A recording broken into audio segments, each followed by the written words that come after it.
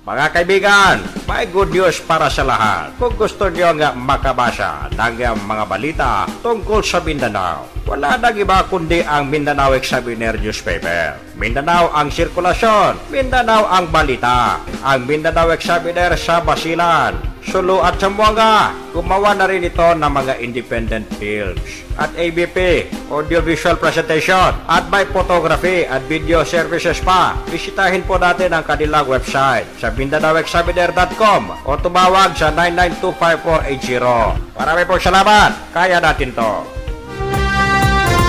Alright mga kaibigan, welcome sa ating programa, ang paborito nyo, Radyo Mindanao. Dito lamang sa RPN Disable Zamboanga, 1008 sa inyong AM band. Ito po nyo ang balingkod. Alas 5 nagsasabing isang mainit na hapon sa ating lahat. Assalamualaikum, Basilan, Sulu, Tawi-Tawi, Sabah, Malaysia. At syempre sa Central Mindanao. Nakikinig sila sa atin ngayon sa Maguindanao, Sultan Kudarat, Coronadal, Kidapawan, Tagum, Panabo, Digos, Davao Province, Davao City. At syempre Zamboanga Peninsula. Ayong adlaw sa tanan, mga igsuon, mga palalab, mga kolepet. Sa Zamboanga Sibugay, Zamboanga del Sur, ug Zamboanga del Norte.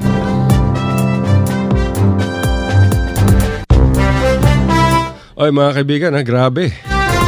Alam nyo ba, isang araw matapos na ideklara si Donald Trump bilang bagong Pangulo ng Amerika. Naku po, sumabog, sumiklab ang kaliwat kanang protesta. Ayaw ng mga Amerikano at iba pang mga tao dito kay Donald Trump. Itong si Donald Trump ay isang racist, mata pobre. Grabe yung mga protesta mga kaibigan. Kaliwat kanan yung kilos protesta ang sumiklab sa iba't ibang bahagi ng Amerika. Ito ay matapos magwagi ang business mogul na si Donald Trump. Pasensya na mga kaibigan, paborito ko si Donald Duck.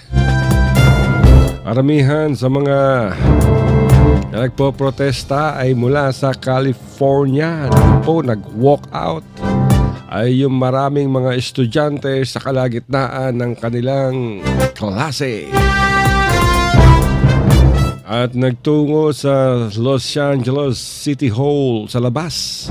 At doon, nakapo. Hindi lamang yan mga kaibigan, sa Oregon, ganun pa rin. Nagkabuhol-buhol ang mga trapiko, pati mga tren.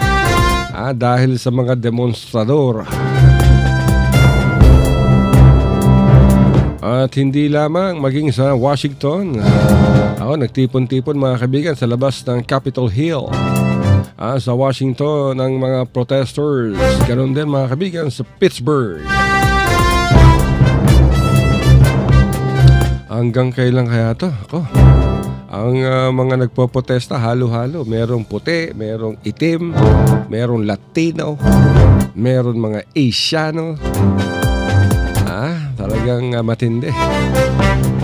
Imagine mga kaibigan, tinawag din ni Trump na terorista. Itong ating bansa, importer ng mga terorista. At pati yung mga Pilipino raw na nagpupunta sa Amerika, mga illegal immigrants. Grabe din tong si Donald Trump, mga kaibigan, matindi. Pero hindi siya uubra kay Tatay Digong, mumurahin siya ni Tatay Digong.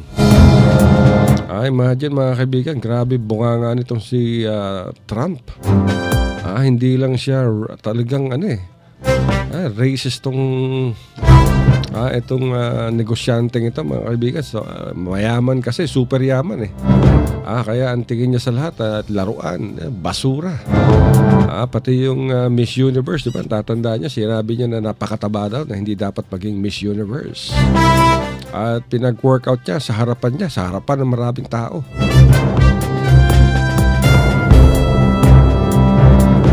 So, bantayan natin mga kaibigan yung sitwasyon dyan sa Amerika. Dahil sa pagkapanalo nitong si Donald Trump, nagbagsakan yung mga stock markets. Yung merkado sumadsad ng husto sa iba't ibang panig ng mundo, pati sa Maynila. Sa Philippine Stock Exchange, sa New York Stock Exchange, sa Nikkei, lahat. At lahat, pati yung mga Middle East, nagulat at paanong nanalo itong si Donald Trump. Na isang racist at pinanigan siya ng mga taong bumoto sa kanya. Kung pinapanigan mo, sinasang-ayunan mo ang isang racist, ay racist ka na rin. Etong si Donald Trump mga kaibigan ay white supremacist to. Para tong parang gusto ng Donald Trump yung puro lahi niya lang ang talagang mangingibabaw. Pati yung mga Mexicano naghihintay ngayon kung itutuloy ba talaga ni Donald Trump yung pagpapatayo ng isang Nazi wall sa border ng Amerika at ng Mexico. Dahil yung Mexico raw mga kaibigan, dyan daw napakadami daw ng mga illegal immigrants, mga Mexicano na tumatawid sa Amerika. At yung mga droga raw, ayan daw ang supplier ng droga dyan sa Amerika. Nakakalungkot, no? Isang gantong klaseng tao ang siya pang nanalo. Pero marami ang nagsasabing itong si Tatay Digong ay ang Donald Trump ng Pilipinas. I beg to disagree. Si Tatay Digong hindi racist at hindi matapobre. Malayong malayo kay Donald Trump. So tignan natin kung ano magiging developments mga kaibigan dito sa mga coming days. Pero binati na rin ni Hillary Clinton at ni Presidente Barack Obama itong si Donald Trump, ano ka ba dito?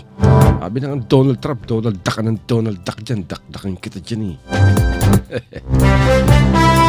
Ay mga kaibigan, napakainit sa labas, grabe. Galing pa ako sa bahay namin dyan sa Kalarian, Upper Kalarian. Papunta rito, nakamotorsiklo, grabe. Kaya yung balat ko parang chicharo na sa sobrang init.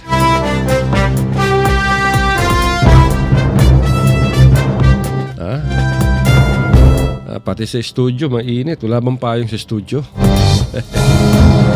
Napakainit. Oy, merong yung tawag dito mga kaibigan. Yung Senate hearing sa extrajudicial killings. Ukol dito sa pagkakapatay kay Mayor Espinosa sa Baybay City.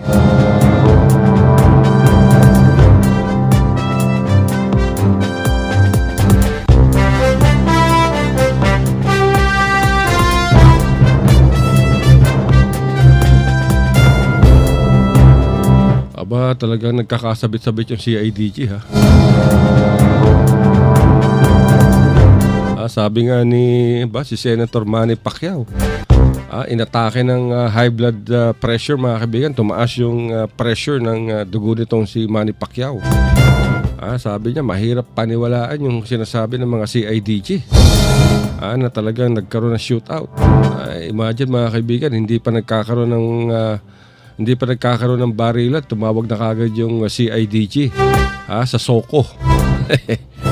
3:49 in the morning. Tapos inireport nila na namatay na yung si Mayor around 4:26. Itong Soko, pati yung CIDG, grabe. Pero itong ginagawang hearing mga kaibigan ay in aid of legislation. Kaya Pero nagkakasabit-sabit. Ako talaga napakahirap paniwalaan ng mga kaibigan. Pati yung jail warden ng Baybay City Provincial Jail Sub 2. Sinasabing walang koordinasyon sa kanya at pinabubulaanan ng jail wardens at mga jail guards. Na merong baril itong si Mayor Espinosa at lalong walang droga, walang baril. Talagang mga kaibigan, rub out to. Talagang pinatahimik itong si Mayor Espinosa. Kaya nga sabi ni Major General Benji, Chief Police Director Benji Magalong, na talagang iimbestigahan nila ng gusto. At i-brief nila si Kuya Bato de la Rosa about itong sinasagawang investigation. Pati NBI, mga kaibigan, pasok na rito. Alam nyo, dapat magdemanda na yung pamilya ng mga Espinosa. Ukol dito sa pagkakapas lang kay Mayor Espinosa. Sayang.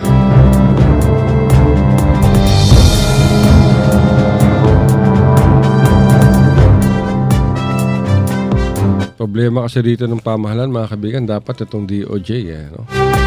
Alam naman nilang ang daming impormasyon na may ibibigay itong si Mayor Espinosa at nagbigay na nga niyang kanyang affidavit at kung sino-sino yung mga involved sa droga, yung mga nasa payola, yung mga protector. Pati meron doon isang pulis, si Matira, nasa cellphone na Mayor Espinosa, kaya lang binaligtad yung pangalan, apelyido. Itong si Matira, mga kaibigan, kasama to dun sa mga pumasok dyan sa Baybay City Jail. Imagine, siya ang sinasangkot sa di umano na protector ng nitong si Espinosa, tapos kasama siya. So sabi nga ni Senator Gordon o ni Senator Lacson din, talagang premeditated, mga kaibigan. Ang hina naman kasi nitong mga itong mga CIDG, bakit doon tinira sa loob ng bilangguan yung itong si Mayo. Atat na atat Dapat sinama nyo along the way, di ba? Ng laban, ng agaw ng armas. Pati yung isa, si Yap. Yari. Kaya nako, ambangan natin to, mga kaibigan, kung anong mangyayari dyan. At dahil sabi pa nung CIDG, itong yung bumaril kay Espinosa, kay Mayor Espinosa, na si Chief Inspector Lea Laraga, wala raw silang tiwala sa jail warden, kaya hindi sila nakipag-coordinate. Ito naman mga jail guard, nako, dapat tumayo sila at hindi nila inalaw na makapasok kasi ayaw naman ipakita sa kanila yung arrest search warrant. Kaya lang pinuwersa ng mga CIDG, mga kaibigan. At yun ang nangyari. Pinutol nila yung kadena using bolt cutter. At pinatalikod, dinisarmahan yung mga jail guard at pinatalikod at habang pinasok ng dalawang lespo, dalawang CIDG yung selda nitong si Mayor Espinosa at saka tinira dahil ng laban daw. May baril pang nakuha, 45 at mga sachet ng shabu. Pudpud na pudpud na yan, mga kaibigan, di ba? Ng laban, ng agaw ng baril. Ay. So, instead na yung simpatsya ng publiko nasa pulis, ang simpatsya tuloy ng publiko ngayon nasa pamilya ng isang kilalang drug lord.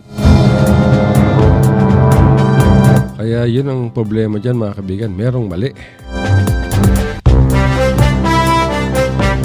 So, tignan natin kung magpa-prosper itong kaso. Pero 19 na member ng CIDG ang involved dito. At pagkakaalam natin, meron pang maritime police. Bakit naman nagkaroon ng maritime police dyan?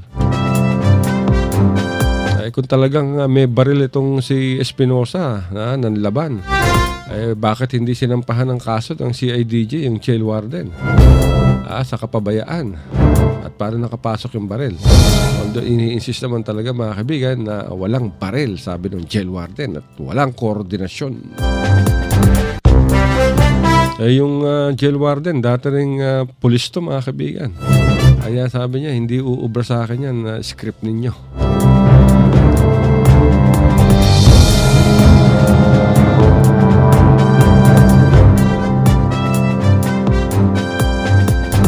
Kaya yun ang matindi ron.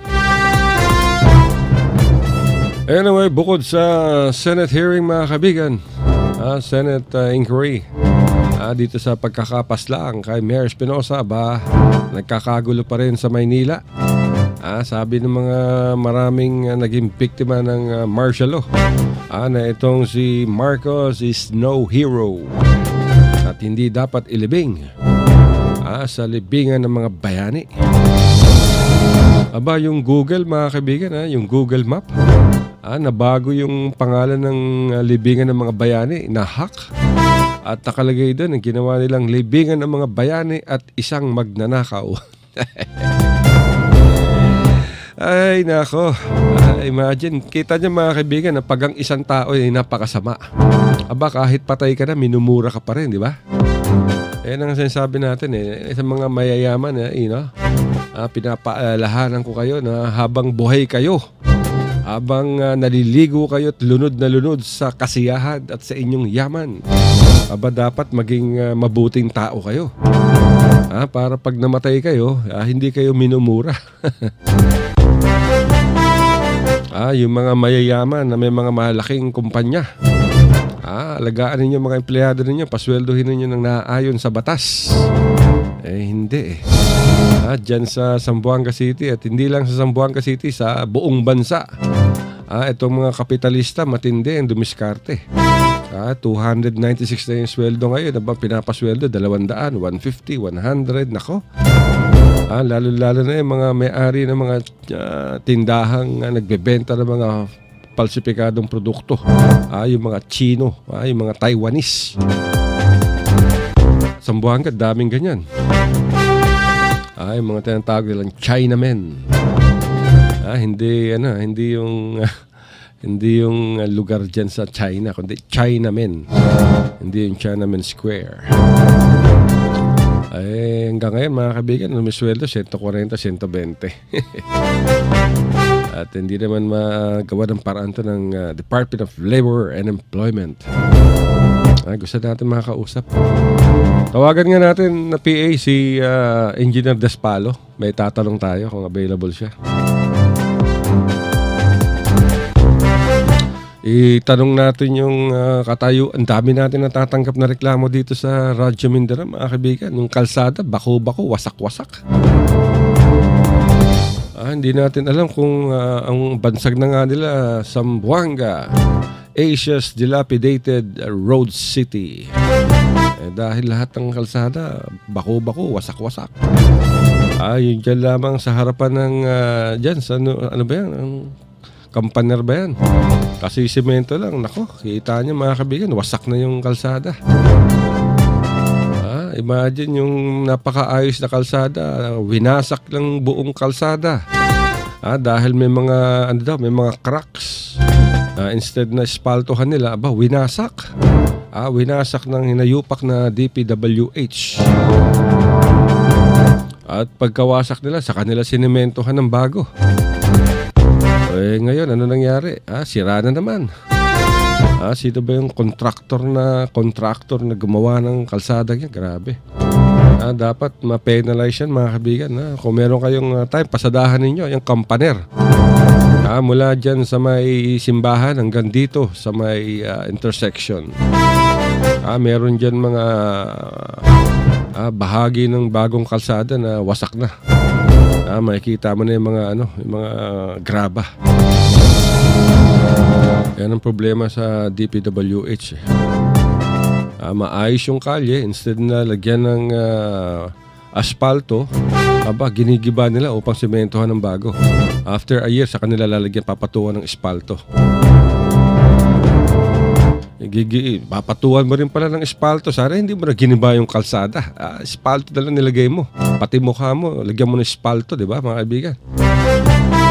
Kita nyo kung paano winawaldas yung bawis ng taong bayan. pati itong mga mambabatas. Hindi natin alam kung bakit pinapayagan pang bigyan ng pondo yan at bakit sila ang nagde-decide kung ano ang dapat gawin sa isang lugar. Hindi naman nila trabaho yan. Trabaho ng Department of Public Works and Highways yan. Trabaho yan ng local government unit.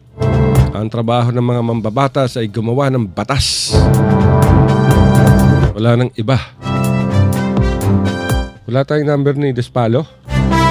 City Agriculture, tignan nyo sa internet. Zamboanga City Engineer's Office. Tignan natin kung available tong si Despalo. At alamin natin mga kaibigan kung ano ang programa ng City Hall tungkol dito sa mga wasak-wasak na mga kalsada. Hanggang saan ang responsibilidad ng Zamboanga City Government as far as dilapidated roads are concerned. At ano ang responsibilidad ng Department of Public Works and Highways. Para malaman natin. Dahil yung reklamo sa atin, overpower tayo, overcome tayo ng mga reklamo ng mga tao. Nag-text, tawag. I-discuss daw yung ganito, i-discuss yung ganon. Ako. Paulit-ulit na lang natin to. This is rhetoric. The same issue every day, every week, every month, every year. The same problems, pero walang solusyon. Ano ba namang klaseng gobyerno meron sa Zamboanga ngayon?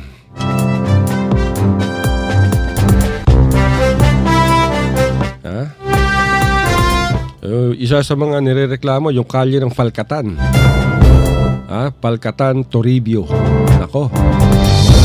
Alam nyo, kaya nagkakawasak-wasak na dahil yung mga truck na galing ng Tugbungan, Talon-Talon, dyan dumaraan sa Falcatan Toribio. Palabas ng highway. Meron pang mga bodega dyan sa mismong Falcatan. Ang bibigat niyan mga kaibigan. Dapat siguro meron magpasa ng ordinansa, no? Meron magpasa ng ordinansa na nagpapataw ng buwis sa lahat ng mga cargo trucks na may certain bigat para makakuha naman tayo ng parang road users tax. Tignan natin kung merong abogado na mag-aaral nito at kung maaari ba itong ipataw sa mga negosyanteng may mga truck. Pati yung mga tracking services, yung mga ICER, yan ang nagwawasak ng mga kalsada. Hindi na nga sila nagbabayad ng maayos sa buwis, nakakaperwisyo pa sila. So tignan natin kung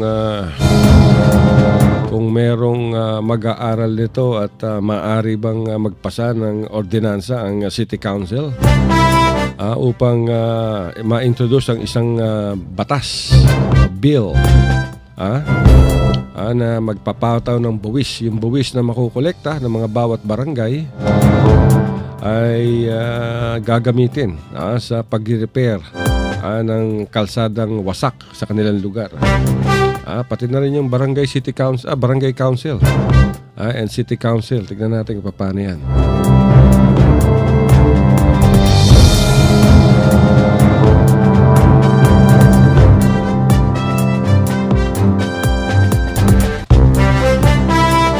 Daming problema kayo eh.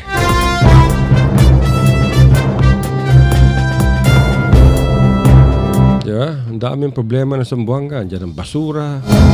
Andiyan ang kung ano-ano. Ang baho ng mga palengke. Yung mga ilaw ng poste, walang kuryente. Yung mga poste, walang ilaw.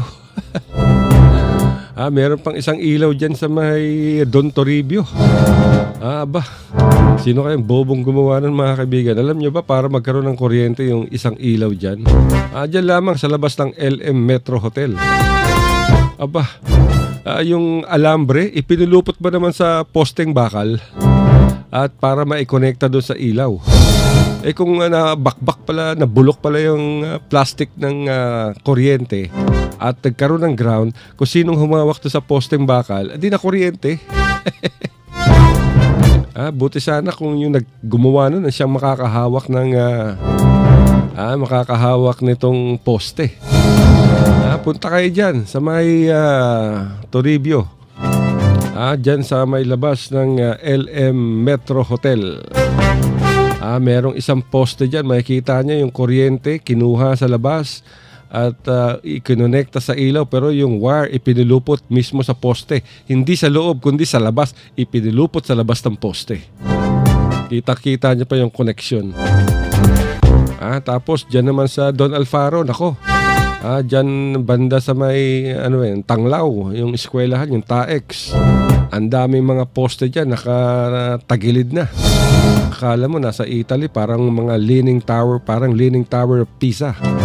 Yung pala, leaning pole of Samselco. Hindi naman natin malaman kung alam ba to ng Samselco o alam nila nagbubulag-bulagan lang, di ba? So, yun ang problema dyan. Meron na ba tayong number ni Tespalo? Nag-ring, di sumasagot. Yan ang talagang gobyerno eh. Ang daming... Bakit wala sumasagot yan sa City Engineer's Office? Mayroon ba nakikinig yan from City Hall? Pakisabihan yung taga City Engineer's Office, pakisagot yung telepono at may tumatawag.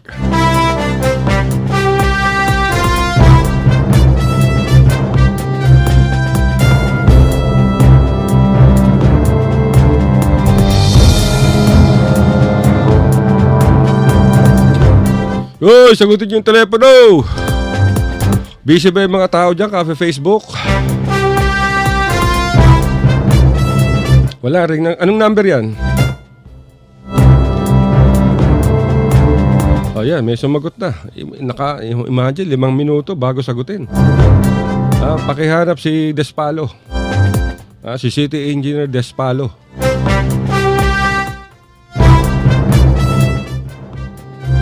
Gusto nating malaman kung ano ang programa ng City Engineer's Office. Dahil hindi lamang, ang dami-daming wasak ng mga kalye. Wala tayong nakikita, walang nag-ispalto. Wala man lang nagtatambak ng mga graba.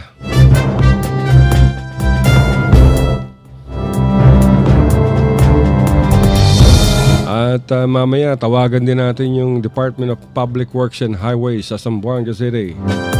At tignan natin kung sino ba yung director ngayon. Si George Sebastian pa rin ba?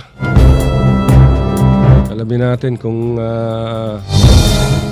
sakop ba nila to, ano ang Barangay Road, ano ang National Road sa Zamboanga City. Dahil daming sira eh. Pero magaling to pagdating ng labas ng press release.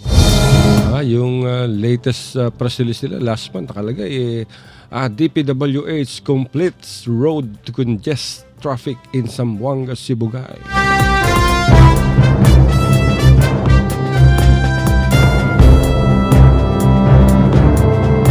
Andiyan na ba? Nasa field si Despalo. Sinong pwede makausap? Wala din isa, wala din doon sa office nila. Sinong supervisor? Walang OIC? Mamaya na lang daw, mga 4 o'clock. Yung cellphone, tawagan natin sa cellphone. Wala din binigay na cellphone, humingi na ako. So walang pwede PIO. Yung PIO, wala bang PIO sa City Engineer's Office? Yun lang sabi. So wala na, disconnected na tayo. Okay. Wala daw si Engineer Despalo, nasa field. Talaga bang nasa field yan o baka nasa ilalim lang ng mesa? Pakitawagan yung DPWH sa PA sa 991-0626. 991-0626. Pakihanap si Regional Director George Sebastian Jr. Siya pa ba ang director dyan? Pakitanong kung sinong director and then kausapin natin. Si Regional Director George Sebastian Jr. Tignan natin kung makakapanayam natin ito mga kaibigan. Ganyan ang gagawin natin ngayon. Pag may mga issue, may reklamo dito sa Radyo Mindanao, tawagan kaagad natin yung agencies concerned upang marinig ng publiko ang kanilang paliwanag. Dapat malaman ng publiko ang paliwanag ng mga ahensyang to mga kaibigan. Dahil nabubuhay sila dahil sa buwis na binabayad ng madlang people. Alas 2:35 na tayo mga kaibigan. Ang bilis ng oras dito sa Radyo Mindanao, laging mabilis ang oras. Para kaming may time machine. Pero pagkatapos ng programa namin 3 o'clock, parang ang bagal naman ng oras. Sana makakausap natin tong si Regional Director George Sebastian Jr. Upang alamin ano ang latest sa mga projects ng DPWH, especially dito sa Zamboanga City. Dahil wala tayong marinig na update tungkol dito sa mga kalye. Alam nyo ba mga kaibigan, itong taon lamang yung DPWH pati itong tanggapan ni Despalo ay nakatanggap ng ISO certification 90012008. Ibig sabihin ito yung certification of their quality management system, QMS. At sabi pa ng DPWH, ito daw ISO certification can be attributed sa inisyatibo nitong si dating Secretary Rogelio Singson na siyang nag-pursue nitong ISO certification. Talaga? ISO certification Ang daming lubak-lubak na kalye. Paano kayo nakatanggap ng sa bagay, ano naman ito sa QMS. Diba sa Quality Management System. Talaga Talaga. Hay. So tignan natin. Dahil si Roland Bailio pag dumadaan dyan sa Palkatan talagang yung sasakyan niya talagang tumatalbog. Kaya yung mga tornilyo pagdating sa bahay kulang na. Sinihin niya naman pag nagmumotor papuntang Tugbunga. Pagkalagpas niya na ng Palkatan at Toribio mga kaibigan, pagdating sa Alparo bit-bit niya na yung motor niya dahil natanggal na yung isang shock absorber. Ganun katindi ang dilapidated roads sa Zamboanga. Paalala sa inyo, mag-ingat kayo sa inyong pagmamaneho. Lalo na pag dumadaan kayo dyan sa Toribio, Falcatan. Dyan sa may eskwelahan, dyan malapit sa JD Cruz. Ganun din, kalsada, wasak-wasak din. Yun sa Tumaga naman, sa labas ng DPWH office. Inispaltohan nga ng DPWH, pero yung mga lubak-lubak doon, hindi naman nila tinambakan ng mga graba. So ang nangyari, pag nung matapos na aspaltohan, siyempre maraming dumadaan sa sakyan. So lumubog na lumubog yung espalto. Ngayon, ganun pa rin. Lubak-lubak pa rin ang daan. Diyan sa may labas lamang mga kaibigan ng Department of Public Works and Highways. Pagdating naman sa gabi, di ba, mayroong tambakan ng basura dyan. Hapon pa lang, mga alas 5, kita nyo na yung mga bata doon, nagra-rugby na. Wala tayong makitang mga barangay tanod o kaya polis na nagbabantay dyan sa lugar na yan dahil yung mga bata dyan, kita nyo, nagra-rugby. Witness ako dyan Dyan ako dumadaan pag nagpupunta ako, pauwi ako ng bahay. Kasi mas matraffic pag sa highway, San Jose. Kaya Governor Ramos ang daangkot, alam ko. Yung mga bata dyan, nagra-rugby. Minsan nag-aaway pa dahil lamang sa basura. Ay, nako. Nilapit natin yan sa barangay office, barangay center, barangay dyan sa sa Tumaga. Pero sabi nila sakop na ng Barangay Tituan yan.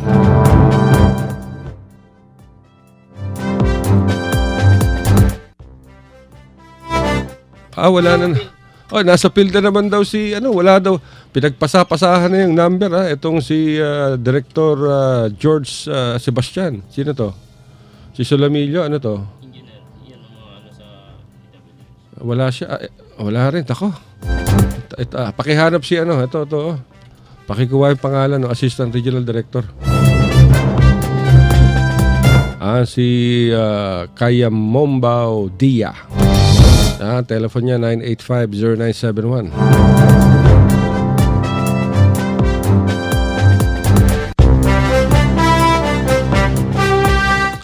Wala din daw sa opisina itong si Regional Director George Sebastian Jr. Ng DPWH. Bakit laging wala sa opisina? Hindi ba nag-report ba nga ito? Nasa field. Anong ginagawa sa field? Dapat pag walang director sa opisina, meron sumasagot na o kaya kung sino mang yung PIO nila, PA. Baka may public information officer ang DPWH. Ang hirap hanapin itong mga taong tong, hirap hagilapin. Ganyan talaga sa gobyerno. Dapat yung Civil Service Commission, di ba nakalagay dyan, mamayan muna. Hindi pwede ang mamaya na. Kailangan mamamayan muna. Grabe mga kaibigan. Anyway, bago nating habang hinihintay natin itong mga opisyal na laging wala sa kanilang pwesto, labas muna natin itong ating mga sponsors mga kaibigan. Kung gusto nyo napakainit at magbakasyon at kasama nyo mga pamilya, punta tayo sa Blue Jazz Beach Resort and Water Park sa Samal Island mga kaibigan. 10 minuto lamang ang layo niyan mula sa Davao City. Sakay kayo ng water taxi at nasa Samal Island na kayo. Blue Jazz Beach Resort and Water Park. Ang ganda ng mga amenities dyan, world class. Yung kanilang mga kwarto, ang gaganda. Murang-mura pa. Very affordable. Ang linis-linis pa. Pag malaking barkada, may mga class outing. Diyan na sa Blue Jazz Beach Resort and Water Park. Yung kanilang pag sa barkada room, meron dyan double decker. 400 lang yung isang per head. At may enjoy nyo na. Yung malaking swimming pool, yung mga water slides, yung kanilang restaurant. Kaya tawag na mga kaibigan, save ninyo sa inyong cellphone ang kanyang number para kung gusto nyong magkaroon ng outing, kaya baptismal, daos nyo dyan. Weddings, birthdays, reunions, o kaya seminars sa mga kumpanya, o kaya retreat, workshops. Tawag na sa 082-284-2000 Blue Jazz Beach Resort and Water Park. 082-284-2000. O kaya i-text nyo sa kanilang cellphone numbers upang makapagpa-booking kayo o kaya magtanong kayo kung magkanong rates. 0998-967-8001 up to 8005. Ulitin natin yung cellphone numbers ng Blue Jazz Beach Resort and Water Park sa Samal Island. 0998-967-8001 up to 8005. At doon naman sa gustong mag-shift ng kurso sa koleyo o kaya yung mga bagong high school graduate o kaya yung kahit sino na gustong matuto na magluto o kaya mag-baking, pastry, o kaya gusto nyo maging chef. Dito na kayo sa Center for Asian Culinary Studies. Sa Davao City ito mga kaibigan. Ayan, dyan, napakarami mga artista ang kumukuha ng kurso dyan. Ongoing yung kanilang enrollment mga kaibigan. Mas mabuti to. Dahil after this, pwede na kayo maging chef, magtrabaho kayo sa malaking hotel. Malaman lang nila na nagtapos kayo sa Center for Asian Culinary Studies, siguradong tanggap na kayo. Tawagan nyo sila sa kanilang telephone number 082-282-8373. Ulitin natin ang kanilang telephone number sa Davao City ay 082-282-8373. Center for Asian Culinary Studies. Ang may-ari niyan si Chef Jean Gonzalez. Napapanood natin sa television. Kasama niya yung kanyang anak na si Chef Gino. At sila rin ang may-ari ng Cafe Isabel. World class na Cafe Isabel sa San Juan City.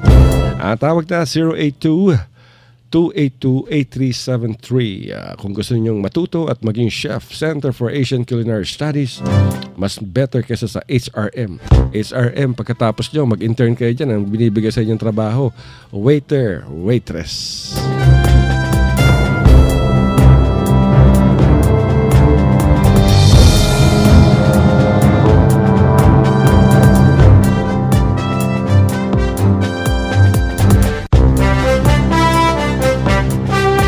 Ay, nako. Hindi rin daw available tong si Assistant Regional Director kaya Mambaw Dia. At nasa isang meeting daw. So ang sisipag ng mga taga-Department of Public Works and Highways.